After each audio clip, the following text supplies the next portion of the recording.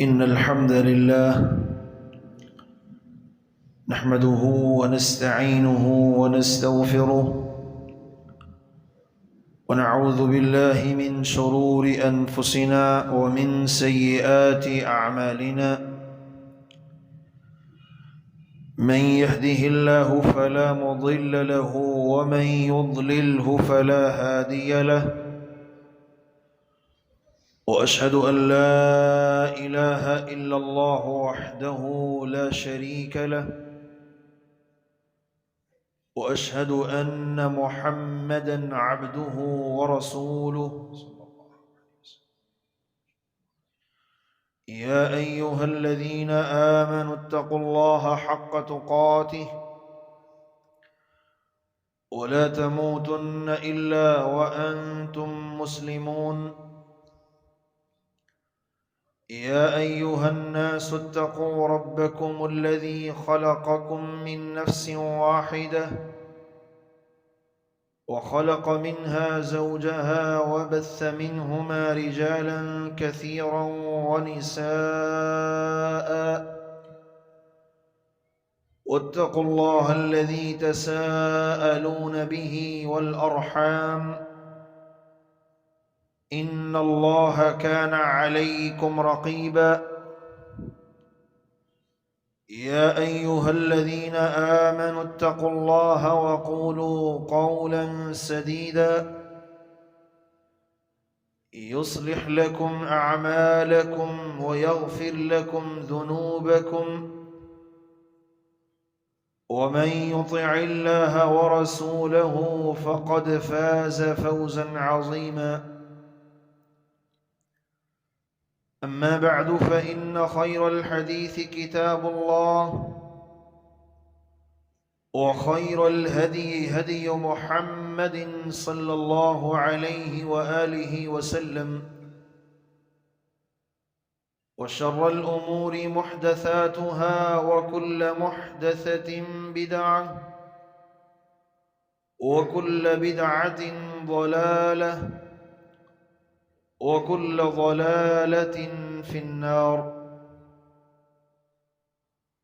اللهم صل على محمد وعلى آل محمد كما صليت على إبراهيم وعلى آل إبراهيم إنك حميد مجيد. اللهم بارك على محمد وعلى آل محمد كما باركت على إبراهيم وعلى آل إبراهيم إنك حميد مجيد. أعوذ بالله السميع العليم من الشيطان الرجيم، من همزه ونفخه ونفثه. بسم الله الرحمن الرحيم. وأن أقيموا الصلاة واتقوه وهو الذي إليه تحشرون. وقال الله عز وجل: والذين يمسكون بالكتاب وأقاموا الصلاة إنا لا نضيع أجر المصلحين. وقال النبي صلى الله عليه وآله وسلم: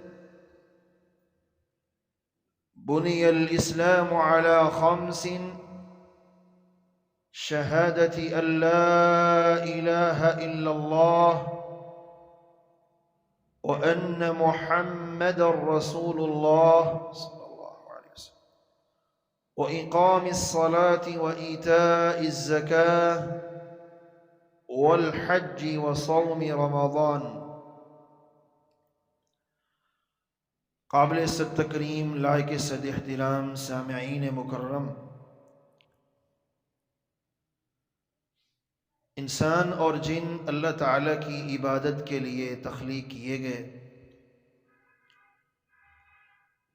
और इबादत में से सबसे अहम इबादत जिसको उम्मुल इबादत कहा जाता है वो नमाज है। نماز کے لیے قرآن مجید میں جو لفظ استعمال ہوا وہ الصلاۃ کا لفظ ہے۔ قرآن مجید میں لفظ الصلاۃ 10 معانی کے لیے استعمال ہوا۔ صلاۃ دعا کے معنی میں بھی قرآن مجید میں استعمال ہوا۔ ان صلاتک سکن لہم، لفظ صلاۃ اس کا معنی استغفار بھی قرآن مجید میں ہے۔ یا ایھا الذین آمنوا صلوا علیہ، لفظ صلاۃ رحمت کے معنی میں بھی استعمال ہوا۔ هو الذی یصلی علیکم وملائکتہ، لفظ صلاۃ خوف کے اندر پڑھی جانے والی نماز کے متعلق بھی استعمال ہوا۔ وَإِذَا كُنْتَ فِيهِمْ فَأَقَمْتَ لَهُمُ الصَّلَاةَ، لفظ صلاۃ جنازے کی نماز کے لیے بھی قرآن مجید میں استعمال ہوا۔ وَلَا تُصَلِّ عَلَىٰ أَحَدٍ مِّنْهُمْ مَاتَ أَبَدًا، لفظ صلاۃ چھٹے معنی میں جو قرآن میں آیا ہے وہ سفر کی نماز، جس کو نماز قصر کہتے ہیں، اس کے لیے بھی استعمال ہوا۔ فَلَيْسَ عَلَيْكُمْ جُنَاحٌ أَن تَقْصُرُوا مِنَ الصَّلَاةِ، سابقہ امتوں پہ جو نمازیں فرض تھیں اس معنی کو ادا کرنے کے لیے بھی اس کو استعمال کیا گیا۔ وَأَوْصَانِي بِالصَّلَاةِ وَالزَّكَاةِ مَا دُمْتُ حَيًّا، یہودیوں کی عبادت گاہ اس کو بھی صلاۃ قرآن نے کہا۔ وَبِيَعٌ وَصَلَوَاتٌ وَمَسَاجِدُ، لفظ الصلاۃ اس کا 9واں معنی جو آج کی ہماری گفتگو کا محور اور مرکز ہے، 5 نمازوں کو ادا کرنا، اس معنی کے لیے بھی اس کو استعمال کیا گیا۔ وَأَقِيمُوا الصَّلَاةَ وَآتُوا الزَّكَاةَ وَلَا تَكُونُوا مِنَ الْمُشْرِكِينَ، اور لفظ الصلاۃ کا آخری معنی الاسلام، اسلام کے معنی میں بھی اس کو استعمال کیا گیا ہے۔ فلا صدق ولا صلى، ای ولا اسلم، نماز جس کا لغوی معنی آپ نے سنا، دعا بھی ہے اور رحمت بھی ہے، برکت بھی ہے۔ نماز کی اصطلاحی تعریف اہل علم کچھ یوں کرتے ہیں: ہی عبادۃ ذات اقوال وافعال مفتحۃ بالتکبیر ومختمۃ بالتسلیم،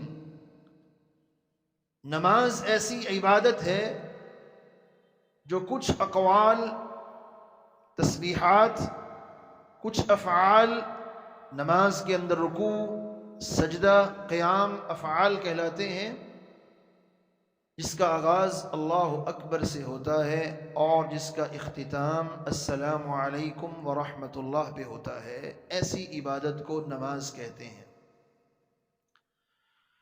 دین اسلام کے اندر اس نماز کی اہمیت رسول اللہ صلی اللہ علیہ وآلہ وسلم کی صحیح بخاری کی روایت بتلاتی ہے۔ جب بھی کوئی شخص اسلام قبول کرتا، آپ صلی اللہ علیہ وآلہ وسلم جو اس کو دین کی بنیادی باتیں سکھلاتے، ان میں سے ایک عمل نماز کا ہوتا تھا۔ صحیح بخاری میں 523 روایت ہے، عبداللہ ابن عباس رضی اللہ تعالی عنہ اس حدیث کے راوی ہیں۔ قدم وفد عبد القیس علی رسول اللہ صلی اللہ علیہ وسلم، جب قبیلہ عبد القیس کا وفد اللہ کے رسول صلی اللہ علیہ وسلم کی خدمت میں حاضر ہوا اور آ کے کہتا ہے ہم سال کے بقیہ ایام میں آپ کے پاس نہیں آ سکتے، ہاں یہ جو حرمت والا مہینہ رجب کا مہینہ ہے، اس مہینے میں ہم آپ کے پاس آ سکتے ہیں، کیونکہ آپ تک آنے کے لیے ہمیں مضر کے کفار کے پاس سے گزرنا پڑتا ہے، اور وہ لوگ بہت خطرناک ہیں۔ حرمت والے مہینوں کا وہ احترام کرتے ہیں، اس لیے ہم آسانی سے آپ کے پاس آ سکتے ہیں۔ فَمُرْنَا بِشَيْءٍ نَأْخُذُهُ عَنْكَ، آپ ہمیں دین کے بارے میں بنیادی باتیں سکھلا دیں جس پہ ہم خود بھی عمل کریں اور اپنے قبیلے والوں کو جا کے بھی وہ احکامات سکھلائیں۔ آپ صلی اللہ علیہ وسلم نے فرمایا آمرکم بأربع وانہاکم بأربع، تمہیں 4 چیزوں کا حکم دیتا ہوں، 4 کام کرنے ہیں اور 4 کام نہیں کرنے۔ جو کام کرنا ہے ان میں سب سے پہلا کام ہے الایمان باللہ وحدہ، اللہ سبحانہ و تعالی پہ ایمان لے کے آنا، اور اس کی وضاحت رسول اللہ صلی اللہ علیہ وسلم نے خود کی، شہادت ان لا الہ الا اللہ وانی رسول اللہ، اپنے دل سے اس بات کو مان لینا اور زبان سے اس کی گواہی دینا اللہ کے سوا کوئی عبادت کے لائق نہیں ہے اور میں اللہ کا رسول ہوں۔ اور دوسرا عمل وإقام الصلاة، نماز کو قائم کرنا، وإیتاء الزکاة، زکوٰۃ کو ادا کرنا، اور وأن تؤدوا إلی خمس ما غنمتم، جہاد کے اندر سے جو مال حاصل ہو اس کا 5واں حصہ بیت المال میں جمع کروانا۔ یہ بنیادی تعلیم آپ صلی اللہ علیہ وآلہ وسلم ہر اسلام قبول کرنے والے انسان کو سکھلاتے تھے۔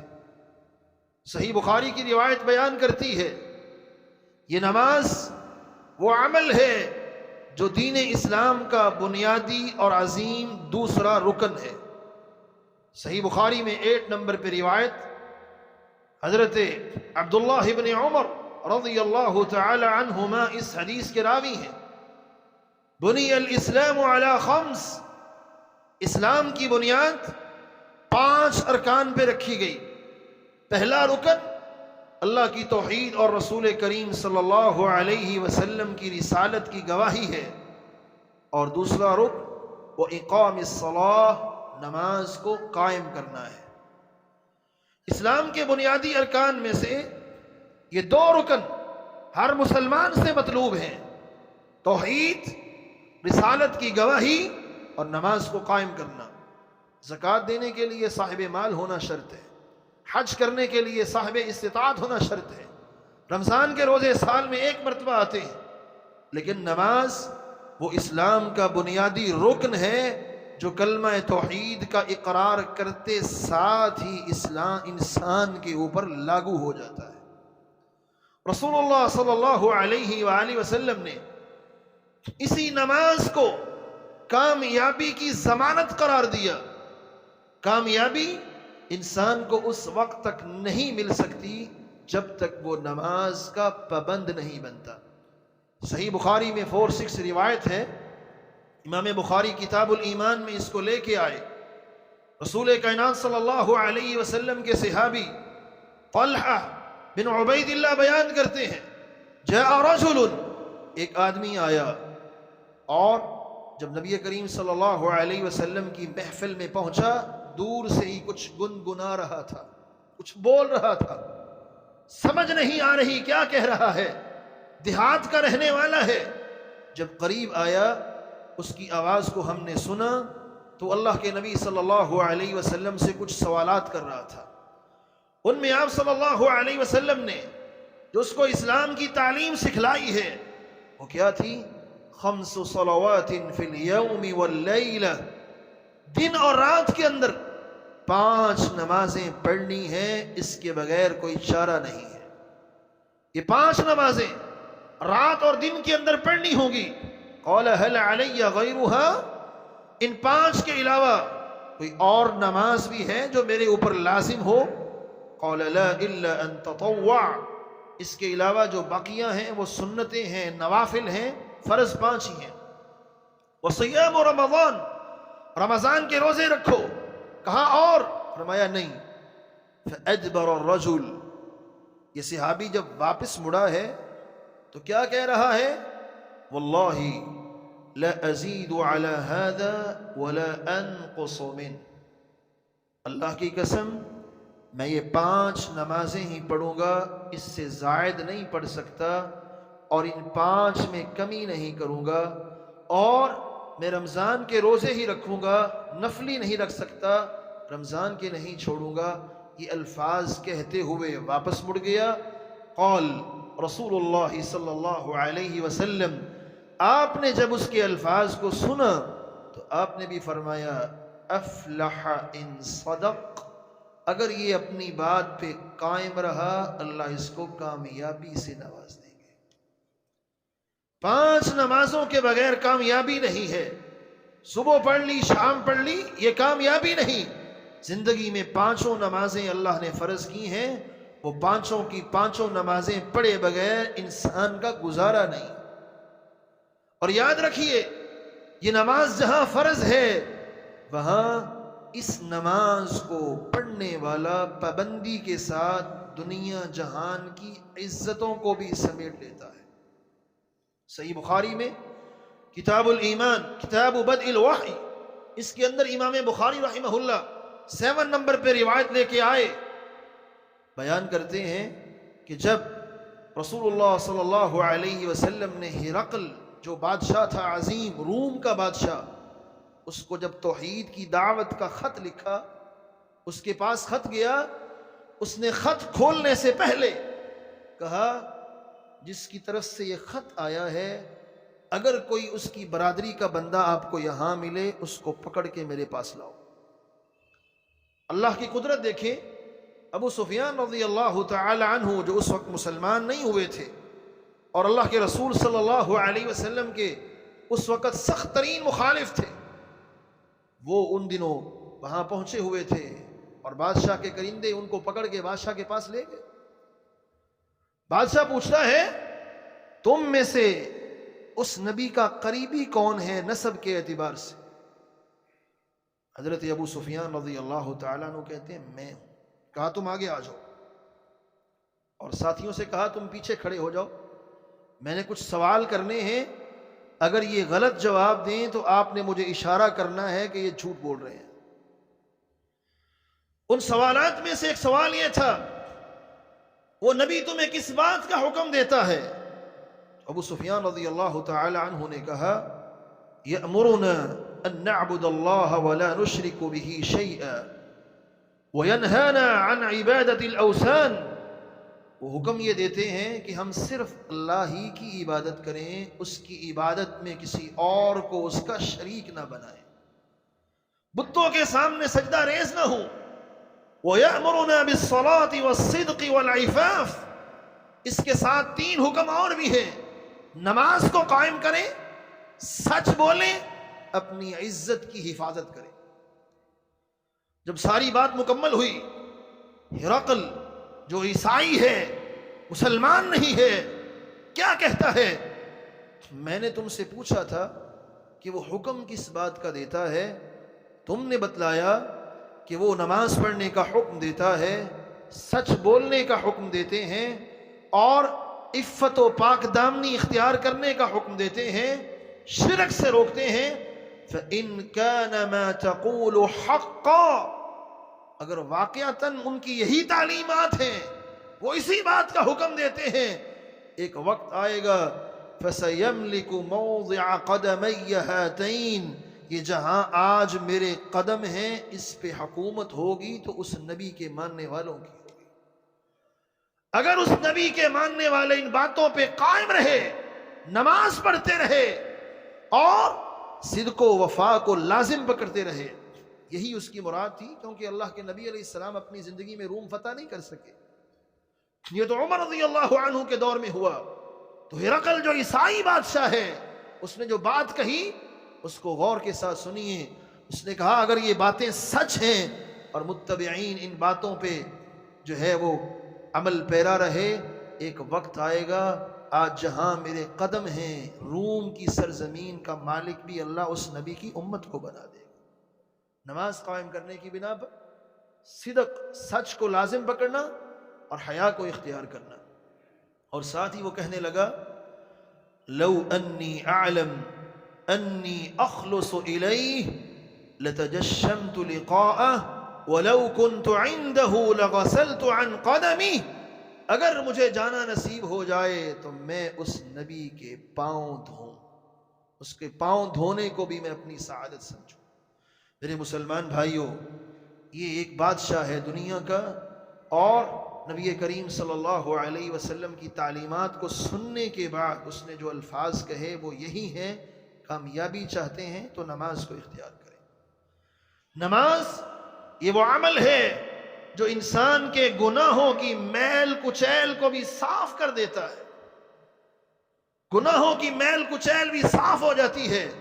رسول اللہ صلی اللہ علیہ وآلہ وسلم نے صحیح مسلم کی روایت 667، حضرت ابو ہریرہ رضی اللہ عنہ اس حدیث کے راوی ہیں، ایک دن آپ نے پوچھا ارأیتم لو ان نہرا بباب احدکم یغسل فیہ کل یوم 5 مرات، تمہارے دروازے پہ نہر گزرتی ہو اور روزانہ اس میں 5 مرتبہ انسان نہائے، هل يبقى من درنه شيء، اس انسان کے جسم پہ کوئی میل کچیل باقی رہے گی؟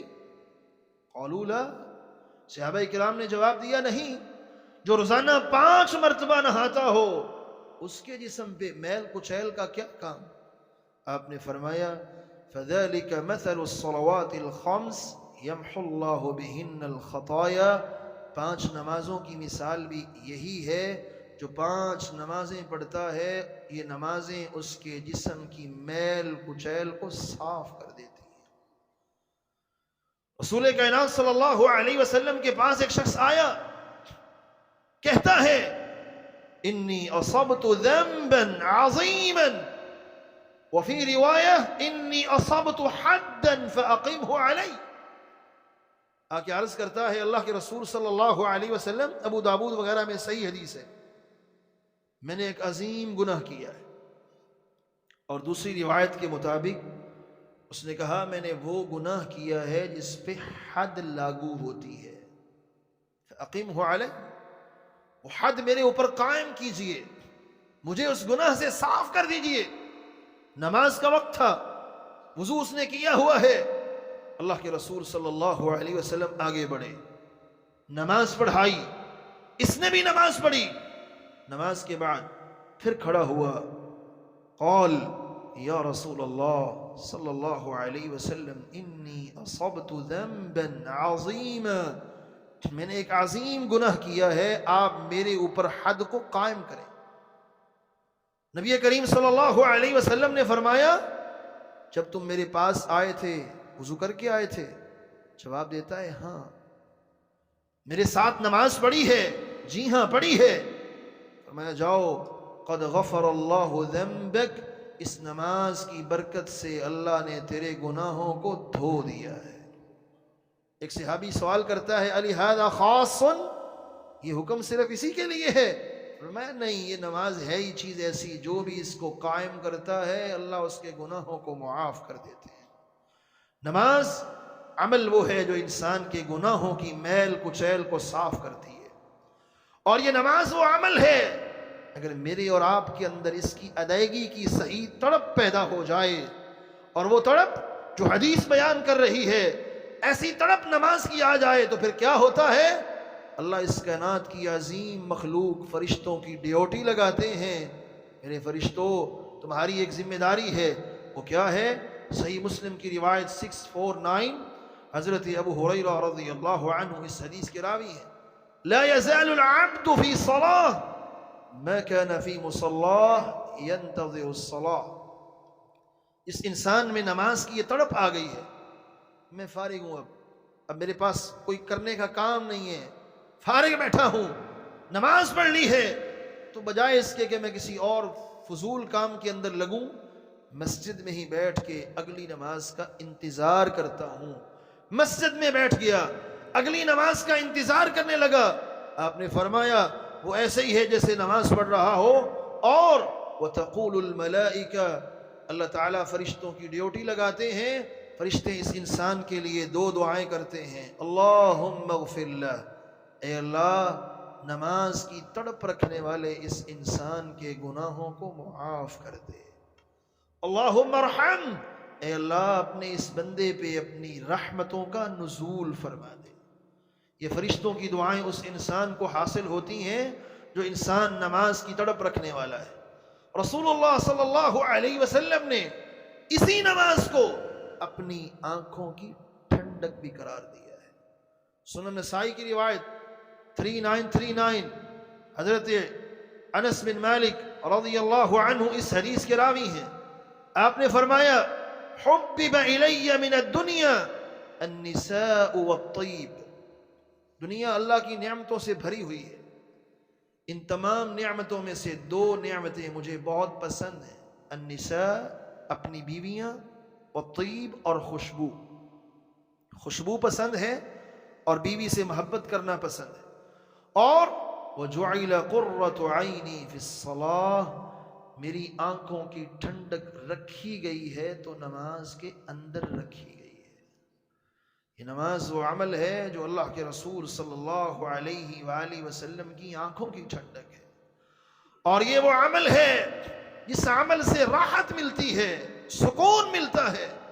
عام طور پہ آپ نے سنا ہوگا نا، ساتھی کہیں دور سے آئے ہوں سفر کر کے تو کہتے ہیں پہلے نماز پڑھ لیں، نماز کا فکر اتار لیں، نماز کا فکر پہلے اتار لیں. یہ لفظ بولتے ہیں.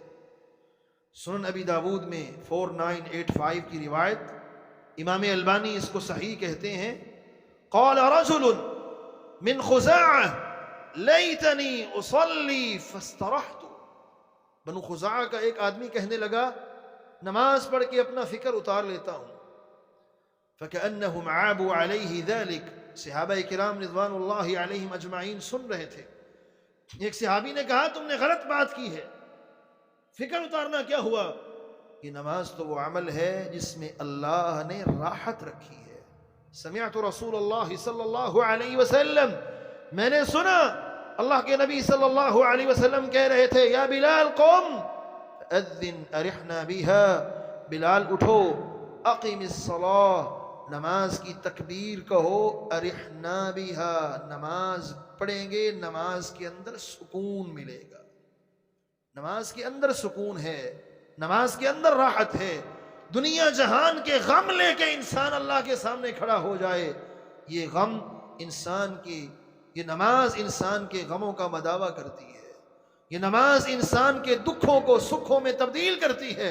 رسول اللہ صلی اللہ علیہ وسلم نے اس نماز کے ترک کرنے کو، جو انسان نماز نہیں پڑھتا ہے، نماز چھوڑ دیتا ہے، اور یاد رکھیے گا اقامت الصلاۃ کا معنی نماز پڑھنا نہیں ہے. کبھی 2 پڑھ لیں، کبھی 4 پڑھ لیں، کبھی 3 پڑھ لیں، کبھی 1 اور کبھی صبح و شام، بس نہیں. اقامت الصلاۃ کا مطلب یہ ہے 5 نمازوں کو ادا کرنا. رسول کریم صلی اللہ علیہ وآلہ وسلم نے جامع ترمذی کی جو صحیح روایت ہے، اس کے راوی حضرت بریدہ رضی اللہ عنہ ہیں.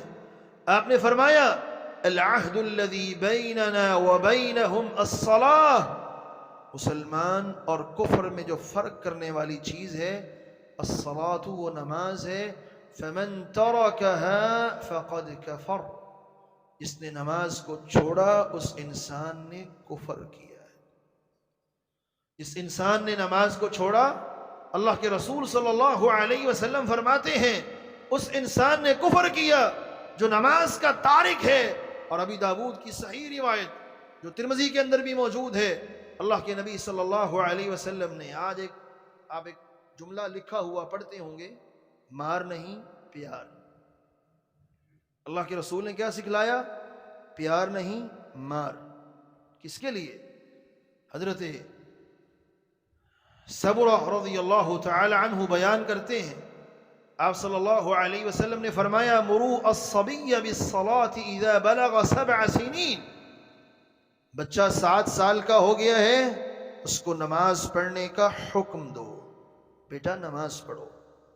اور وَإِذَا بَلَغَ 10 سِنِينَ، جب وہ 10 سال کا ہو گیا ہے، نماز نہیں پڑھتا، فَاضْرِبُوهُ عَلَيْهَا، اب اس کو پیار نہیں کرنا، اگر وہ نماز نہیں پڑھتا ہے تو اس کو نماز نہ پڑھنے پہ مارو۔ یہ مارنے کا حکم وہ پیغمبر دے رہے ہیں جو ساری کائنات کے لیے رؤوف و رحیم بن کے آئے۔ اس بچے کو مار کا حکم دے رہے ہیں جو انسان نماز نہیں پڑھتا ہے، 10 سال کی عمر اس کی ہو گئی، نماز نہیں پڑھتا۔ اور یاد رکھیے گا، نماز کو ترک کر دینا یہ وہ عمل ہے جو انسان کو اللہ کی حفاظت سے نکال دیتا ہے۔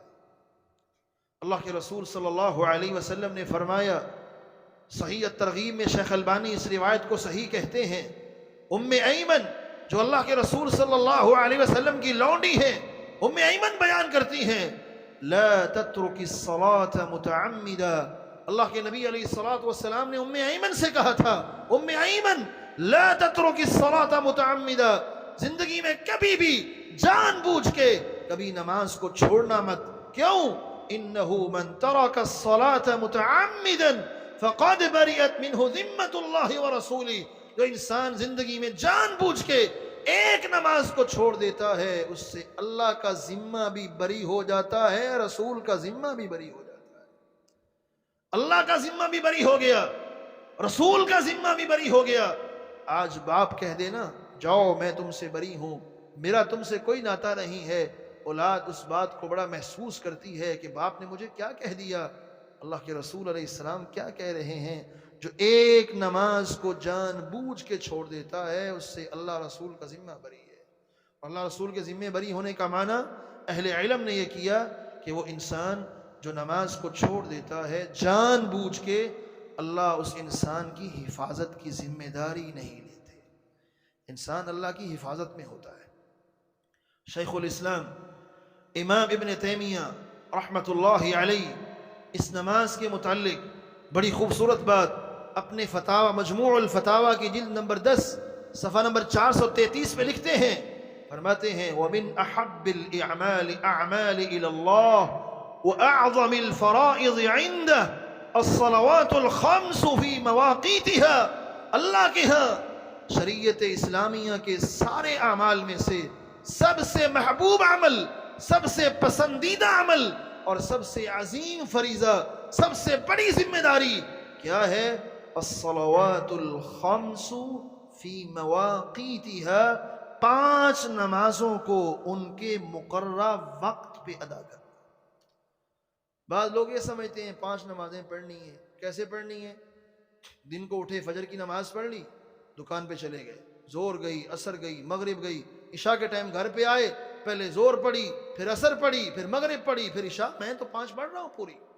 نہیں، الصلوات الخمس فی مواقیتها، 5 نمازوں کو ان کے وقت میں ادا کرنا، وہی اول ما یحاسب به العبد یوم القیامة من اعماله، اور یہ سب سے وہ پہلا فریضہ ہے جس کے متعلق میدان محشر میں سب سے پہلے سوال کیا جائے گا۔ اگر یہ صحیح نکل آئی سارے اعمال درست ہو جائیں گے، اگر نماز خراب نکلی انسان برباد ہو جائے گا۔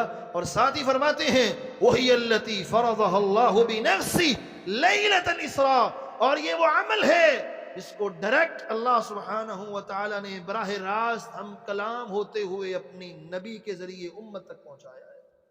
باقی سارا دین وحی کے ذریعے آیا، جبریل لے کے آئے، قرآن کی وحی جبریل لے کے آئے، اسلام کے احکامات کی وحی جبریل لے کے آئے، لیکن یہ وہ عمل ہے جس کو اللہ نے اسراء و معراج کی رات خود بخود اپنے پیارے پیغمبر صلی اللہ علیہ وآلہ وسلم کو بتلایا، لم یجعل فیہا بینہ وبینہا واسطہ، اللہ نے اس نماز کو فرض کرنے کے لیے اپنے درمیان اور اپنے پیارے حبیب کے درمیان میں کسی واسطے کو بھی پسند نہیں کیا ہے، بلا واسطہ اللہ نے اپنے نبی کو اس کا حکم دیا ہے۔ وہی عمود الاسلام الذی لا یقوم الا بہ، اور اس نماز کے بغیر انسان کا اسلام ثابت نہیں ہو سکتا۔ جو اپنے آپ کو مسلمان سمجھتا ہے اس کے لیے دلیل کیا ہے کہ وہ نماز پڑھتا ہو، اسلام اس نماز کے بغیر نہیں آتا۔ وہی من اہم امر الدین، اور یہ دین کا اہم ترین ستون ہے، اور یہ وہ عمل ہے جس کے بارے میں عمر رضی اللہ تعالی عنہ نے اپنے عاملوں سے کہا تھا من حفظها وحافظ علیها، جو اس نماز کی پابندی کرتا ہے اور اس پہ ہمیشگی اختیار کرتا ہے، حفظ دینہ، اس نے اپنے دین کو محفوظ کر لیا، ومن ضیعها، اور جو گورنر، جو حاکم نماز نہیں پڑھتا ہے، وہ دین کی بقیہ ذمہ داریوں کو بالاولا ضائع کرنے والا ہے۔ اس انسان کو ذمہ داری نہ دیں جو انسان نماز جیسے عمل کو ضائع کر رہا ہے۔ اور میرے مسلمان بھائیوں، جو انسان نماز کو نہیں پڑھتا وہ انسان بربادیوں کو سمیٹتا ہے، بربادیاں اس کا مقدر بنتی ہیں۔ امام البانی رحمہ اللہ صحیح الترغیب میں روایت لے کے آئے، صحابی کا قول ہے، مصعب بن سعد اپنے باپ سے بیان کرتے ہیں، قلت یا ابتا، میں نے کہا ابا جان، قرآن مجید میں اللہ فرماتے ہیں الذین هم عن صلاتهم ساہون، وہ لوگ جو اپنی نماز میں ساہ ہیں، اینا لا یسہو، میرے نزدیک ساہ کا معنی مصعب کہہ رہے ہیں یہ بنتا ہے نماز کے اندر انسان کو خیالات آنے لگ جائیں۔ اینا لا یسہو، خیالات تو سب کو آتے ہیں، پھر اس کا مطلب ہے کہ ویل للمصلین، ہم بھی اس ویل وادی میں جائیں گے۔ یہ صحابی کا بیٹا اپنے باپ سے پوچھ رہا ہے، قرآن کہہ رہا ہے ان مسلین نمازیوں کے لیے جہنم کی ویل وادی ہے جو نماز کے سست ہیں۔ اور سست کا معنی صحابی کے بیٹے نے یہ سمجھا، اس کا معنی یہ ہے کہ نماز کے اندر انسان کو خیالات آئیں۔ انہوں نے کہا بیٹا اس کا یہ معنی نہیں ہے، انما هو اضاعۃ الوقت یلہو حتی یضیع الوقت، اس کا معنی یہ ہے وہ نماز تو پڑھتے ہیں لیکن نماز کو تب پڑھتے ہیں جب نماز کا وقت گزر جاتا ہے۔ جو نماز تو پڑھتا ہو، پانچوں نمازوں کا پابند ہوں، الحمدللہ ساری پڑھتا ہوں میں، لیکن پڑھتا کب ہے؟ جب نماز کا ٹائم نکل جاتا ہے۔ یہ ان کے بارے میں ہے، ایسی نماز پڑھنے والا قرآن کہتا ہے صحابی کے قول کے مطابق فویل للمصلین، یہ جہنم کی ویل وادی کے اندر جائے گا۔ جو پڑھ رہا ہے ٹائم گزارنے کے بعد اس کا انجام یہ ہے، اور جو ٹائم گزر بھی جائے تو پھر بھی نہیں پڑھتا، اس کا انجام کیا ہوگا؟ یہ تو پڑھ رہا ہے نا، لیکن ٹائم گزارنے کے بعد پڑھ رہا ہے، اس کا انجام یہ ہے۔ اور جو نہیں پڑھ رہا، میرے بھائیوں سوچئے اس شخص کا انجام کیا ہوگا جو نماز پڑھتا ہی نہیں ہے، نماز سے غافل رہتا ہے۔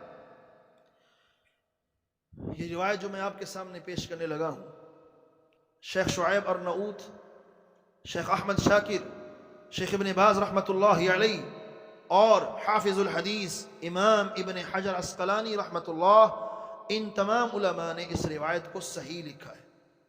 عبداللہ ابن عمر بن عاص بیان کرتے ہیں، مسند احمد کی، دارمی کی، ابن حبان کی روایت، رسول اللہ صلی اللہ علیہ وسلم نے فرمایا من حافظ علیہا کانت له نورا وبرہانا یوم القیامہ، جو انسان نماز کی پابندی کرتا ہے، نماز کی ہمیشگی کرتا ہے، کانت له نورا وبرہانا یوم القیامہ، قیامت کا دن ہوگا، یہ اپنی قبر سے اٹھے گا، اللہ اس کے دائیں بائیں آگے پیچھے نور ہی نور بنا دیں گے، اور وبرہانا، اور اس کے پاس قیامت کو اپنے ایمان کی دلیل کیا ہوگی؟ نماز، نماز اس کے ایمان کی دلیل بن جائے گی، ونجاتا یوم القیامہ، اور روز قیامت اس کے لیے نجات کا جو سبب بنے گی وہ نماز ہے۔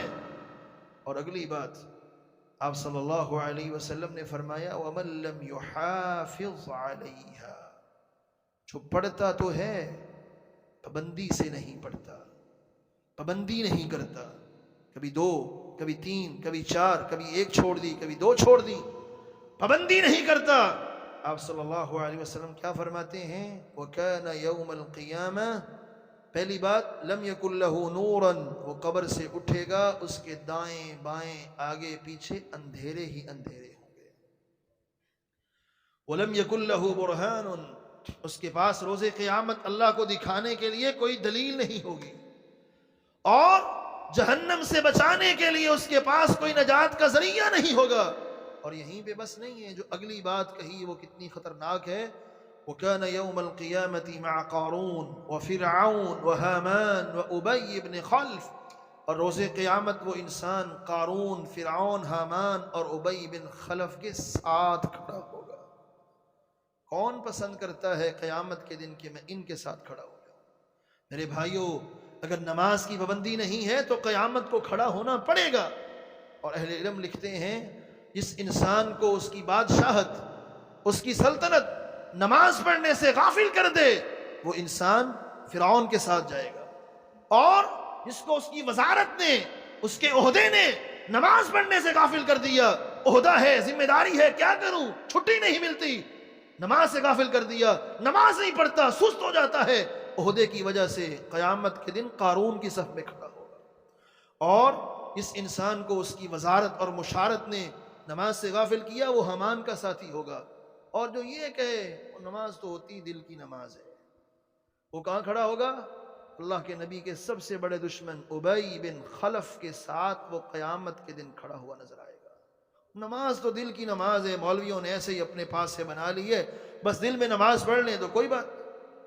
امام ابن قیم الجوزیہ رحمہ اللہ اپنی کتاب حکم الصلاۃ و حکم تارکھا، اس کے صفحہ نمبر 6 پہ کہتے ہیں لا یختلف المسلمون، اس بات کو غور کے ساتھ سنیے گا، لا یختلف المسلمون، مسلمانوں کا اختلاف نہیں، ان ترک الصلاۃ المفروضۃ عمدا، ایک فرضی نماز کو جان بوجھ کے چھوڑنا، من اعظم الذنوب واکبر الکبائر، گناہوں میں سے عظیم گناہ ہے، کبیرہ ترین گناہ ہے، اور وان اثمہ عند اللہ اعظم من اثم قتل، کسی انسان کو ناحق قتل کر دیا جائے، وہ اخذ المال، کسی کے مال پہ ڈاکہ ڈال دیا جائے، ومن اثم الزنا، انسان زنا کر لے، والسرقہ، انسان چوری کر لے، وشرب الخمر، انسان شراب پی لے، ان سارے گناہوں کا ان کا وزن تھوڑا ہے، ایک نماز کو جان بوجھ کے چھوڑ دینے کے گناہ کا وزن اس سے بھی زیادہ ہے۔ چوری کا گناہ بھی اس کے وزن کا مقابلہ نہیں کر سکتا، چوری کا گناہ حقیر ہے، ترک نماز کا گناہ اس سے بھی زیادہ ہے، زنا کا گناہ حقیر ہے، ترک صلاۃ، نماز کو چھوڑ دینا، اس کا گناہ اس سے بھی بڑا ہے۔ شیخ الاسلام ابن قیم فرما رہے ہیں نماز کے چھوڑنے کو ہم معمولی سمجھتے ہیں، اور یاد رکھیے جہاں نماز پڑھنی ہے وہاں نماز کو اس انداز سے پڑھیں جو انداز اللہ کے رسول صلی اللہ علیہ وسلم کا ہے۔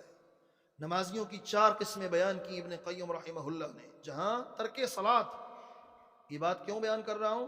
کیونکہ بعض ایسی نمازیں ہیں نمازی نماز پڑھ رہے ہوتے ہیں لیکن نماز پڑھ کے بھی گناہ کما رہے ہوتے ہیں، نمازی نماز پڑھ رہے ہوتے ہیں لیکن قیامت کے دن ان کے اس نماز کا مواخذہ کیا جائے گا۔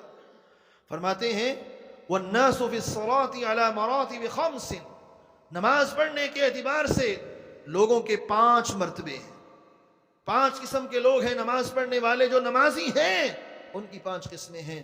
الاول، پہلا مرتبہ کیا ہے؟ مرتبۃ الظالم لنفسہ المفرط، وہ انسان جو نماز پڑھ رہا ہے اپنی جان پہ ظلم کر رہا ہے۔ نماز پڑھ رہا ہے، الفاظ پہ غور کیجئے گا، الظالم لنفسہ، نماز پڑھ رہا ہے، ابن قیم کہتے ہیں پڑھ نماز رہا ہے لیکن الظالم لنفسہ، اپنی جان پہ ظلم کر رہا ہے۔ یہ کون ہے؟ وهو الذي انتقص من وضوئها ومواقيتها وحدودها واركانها، یہ وہ انسان ہے جو نماز پڑھ رہا ہے نہ تو اس کا وضو صحیح سنت کے مطابق ہے، جیسے تیسے وضو کیا آ گیا، اور جب نماز میں کھڑا ہوا نہ نماز کے ارکان کا خیال کیا، نہ نماز کی حدود کا خیال کیا، نہ نماز کے خشوع کا خیال کیا، ارکان بھی کم ہیں، نماز کو اس طرح نہیں پڑھ رہا جس طرح پڑھنے کا حق ہے، یہ انسان وہ انسان ہے جو اپنی جان پہ ظلم کر رہا ہے، زیادتی کا ارتکاب کر رہا ہے۔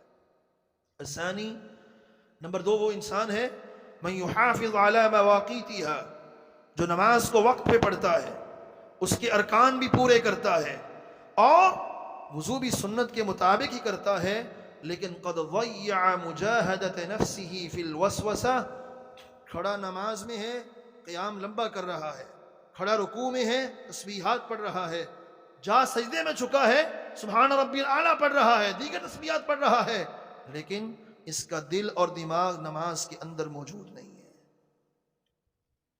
پڑھ نماز رہا ہے، ارکان پورے ہیں، شرائط پوری ہیں، سب کچھ مکمل ہے، لیکن دل نماز کے اندر حاضر نہیں ہے، دل کہیں اور پہنچا ہوا ہے۔ جسمی ہا ہونا و قلبی ہونا، جب میں سربا سجو ہوا زمین سے آنے لگی یوں صدا، تیرا دل ہے آشنا تجھے کیا ملے گا نماز میں؟ نماز پڑھ رہے ہو، اللہ کے سامنے کھڑے ہو، توجہ دائیں بائیں ہے، توجہ نماز کے اندر نہیں ہے، نماز میں منہمک نہیں ہو۔ ابن قیم رحمہ اللہ فرماتے ہیں دوسرا مرتبہ اس انسان کا ہے، اس کا کیا ہوگا وہ آگے بتاتا ہوں۔ نمبر 3، من یحافظ علی حدودها وارکانها، جو انسان نماز پڑھتا بھی پابندی کے ساتھ، بر وقت پڑھتا ہے، باجماعت پڑھتا ہے، ارکان بھی پورے ہیں اور شرائط بھی پوری ہیں، اور اپنے آپ کو اپنے نفس کو وہ انسان نماز کی حد تک ہی مشغول رکھتا ہے اور کوشش یہ کرتا ہے کہ شیطان میری نماز کے اندر وسوسے نہ ڈالے، اپنے آپ کو وسوسوں سے بچاتا ہے۔ ارکان پورے کر لیے، خشوع پورا کر لیا اور اپنے آپ کو وسوسوں سے بچا لیا، یہاں تک محدود رکھا۔ تیسرا مرتبہ اس انسان کا ہے۔ چوتھا مرتبہ وہ انسان جس نے یہ کام بھی کیے، نماز پڑھی بھی، رکوع بھی مکمل ہے، ارکان بھی پورے ہیں، لیکن واستغرق قلبه مراعاة حدودها وحقوقها لئلا يضيع شيئا منها، اس انسان کی فکر یہ ہے وسوسہ مجھے نہ آئے، اور ساتھ وسوسے بھی نہیں آنے دیتا، اور فکر یہ ہے نماز کی کوئی چھوٹی سی چھوٹی چیز بھی رہ نہ جائے، کوئی چھوٹی سی چھوٹی چیز جہاں وسوسوں کو روکتا ہے وہاں اس کی ساری توجہ، سارا انہماک اپنی نماز کے ارکان کے اندر ہے، کوئی رکن میرا ضائع نہ ہو جائے، میں اللہ کی عبادت کر رہا ہوں، یہ تصور اس کے دل کے اندر موجود ہے۔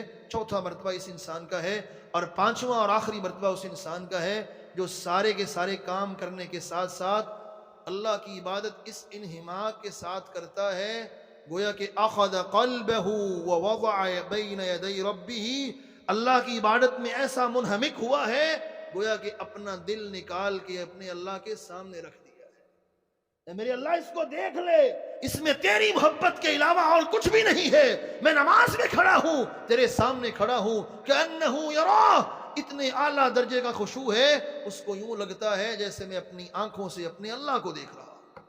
اور صحیح بخاری کی روایت بھی یہی کہتی ہے نا، جب جبریل نے پوچھا تھا انسانی شکل میں آ کے مل احسان، احسان کیا ہے، آپ نے فرمایا تعبد اللہ کأنک تراہ، اللہ کی عبادت اس انداز میں کرو، ایسے منہمک ہو جاؤ عبادت کے اندر، کأنک تراہ، گویا کہ اللہ تمہارے سامنے کھڑا ہے اور تم اپنی آنکھوں سے اپنے اللہ کو دیکھ رہے ہو۔ فَإِن لَمْ تَكُنْ تَرَاهُ، اگر یہ مرتبہ حاصل نہیں ہوتا تو پھر کم از کم یہ بات تو آنی چاہیے نا، اِنَّهُ يَرَاكَ، میں اس کے سامنے کھڑا ہوں جو میری ایک ایک ادا کو دیکھ رہا ہے۔ ابن قیم رحمۃ اللہ علیہ ان 5 قسموں کو بیان کرنے کے بعد فرماتے ہیں فالقسم الاول معاقب، جو پہلی قسم کا نمازی ہے اس کو قیامت کے دن اس نماز کی سزا دی جائے گی۔ والثانی محاسب، جو دوسری قسم کا نمازی ہے، ارکان پورے ہیں لیکن دل کہیں اور ہے، نماز کہیں اور پڑھ رہا ہے، محاسب، اس سے پوچھ گچھ کی جائے گی تو نے ایسے کیا تو کیوں کیا تھا۔ اور تیسری قسم کا نمازی الثالث مکفر عنہ، اس کی نماز اس کے گناہوں کا کفارہ بن جاتی ہے، ارکان بھی پورے ہیں، خشوع خضوع بھی مکمل ہے، وسوسے بھی نہیں آنے دیتا، یہ نماز گناہوں کا کفارہ بن جاتی ہے۔ والرابع مثاب، اور چوتھے درجے کا نمازی وہ ہے جس کے گناہ بھی معاف ہوتے ہیں اور اس کو اجر بھی ملتا ہے، اس کو ثواب بھی ملتا ہے۔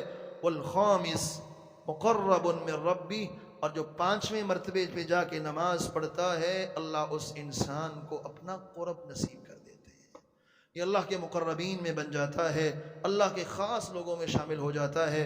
اللہ رب العزت سے میری دعا ہے اللہ مجھے بھی، آپ کو بھی، ہم سب کو، ہماری اولادوں کو ایسی ہی نماز پڑھنے کی توفیق نصیب فرمائے جو ہمیں اللہ کے مقربین میں شامل کر لے۔ اللہ ہماری نمازوں کی کمیاں کوتاہیاں دور کرنے کی ہمیں توفیق نصیب فرمائے اور نماز کا صحیح معنوں میں پابند بنائے۔ اقول قولی ھذا وآخر دعوانا ان الحمد للہ رب